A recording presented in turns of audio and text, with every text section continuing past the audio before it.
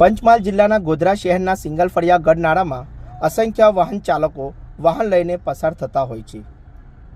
આ ગઢનાળામાં વાહન ચાલકોને રોજબરોજ પસાર થવા માટે ખૂબ જ મુશ્કેલી પડતી હોય છે। આ ગઢનાળો ખૂબ જ દયનીય સ્થિતિમાં છે। આ ગઢનાળામાં પાણી ભરાઈ રહેવાના કારણે તથા રસ્તો તૂટી જવાના કારણે મુશ્કેલીઓનો સામનો કરવો પડે છે।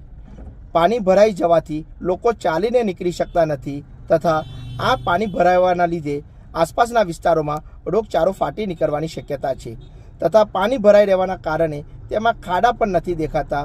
આ ગઢનાળાને રોજબરોજ રોજગારી મેળવવા તથા સામાજિક કામને અર્થે ગોધરાના શિમલા ઉપર જતા કેટલાક કામદારો તથા આસપાસના ગામડાના લોકો મજૂરી કામ માટે ગોધરા શહેરમાં અવર જવર કરવા માટે આ ગઢનાળાનો ઉપયોગ કરતા હોય છે। પાણી ભરાઈ રહેવાના કારણે આ ગઢનાળામાં ચાલીને નીકળી શકાતું નથી, પરંતુ આ સમસ્યા બહુ ગંભીર સમસ્યા છે।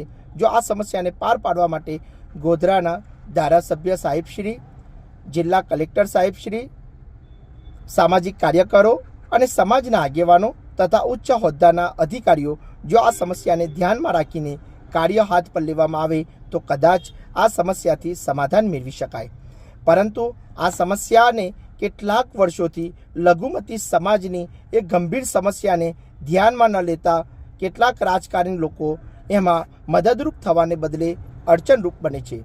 કારણ કે આ ગઢનાળાના કેટલાક પ્રશ્નો છે, આ પ્રશ્નને દૂર કરવા માટે કેટલાક સમાજસેવકો આગળ આવે છે, પરંતુ ક્યાંક ને ક્યાંક એને રોકી પાડે છે, ક્યાંક ને ક્યાંક કામ અડચણરૂપ બને છે।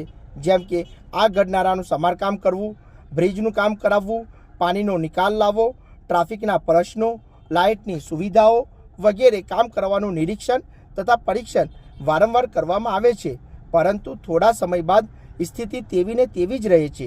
આ ગઢનાળા સિવાય ગોધરાની આસપાસ જો સર્વે કરવામાં આવે તો શહેરા ભાગોળ ફાટકનું કામ હાથ પર લેવામાં આવેલ છે અને એનું કામ ચાલુ છે તથા ગોધરામાં બસ સ્ટેન્ડની બાજુમાં રેલવે બ્રિજનું કામ પૂર્ણ કરેલ છે। તેમજ ગોધરાથી 10થી 15 કિલોમીટરના અંતરમાં કાસોડી, ચંચેલાવ, સંતરોડ, મેલોલ વગેરે ગામડામાં ગઢનાળાના કામ પૂર્ણ થઈ ગયા છે। કેટલીક બાજુ બ્રિજનું નિર્માણ પણ થઈ ગયું અને કામ ચાલુ થઈ ગયું છે, વાહનો અવર જવર કરતા થઈ ગયા છે, પરંતુ બાકી રહ્યું છે એ માત્ર ને માત્ર સિંગલ ફળિયા ગઢનાળો, જે ગોધરાના લઘુમતી વિસ્તારના સિંગલ ફળિયામાં છે। શું કારણ છે? કેમ તેનું કામ હાથ ઉપર નથી લેવામાં આવતું? ક્યારે થશે? આ ગઢનાળામાં પરિવર્તન આવશે કે નહીં? વિવિધ પ્રશ્નો જોવા મળે છે। કદાચ બીજા ગામડાની જેમ જો પુલનું નિર્માણ થાય, ગઢનાળું બનાવવામાં આવે તો લોકોની નારાજગી એ ખુશીમાં બદલાઈ જશે। ઇરફાન દાદ, ગોધરા।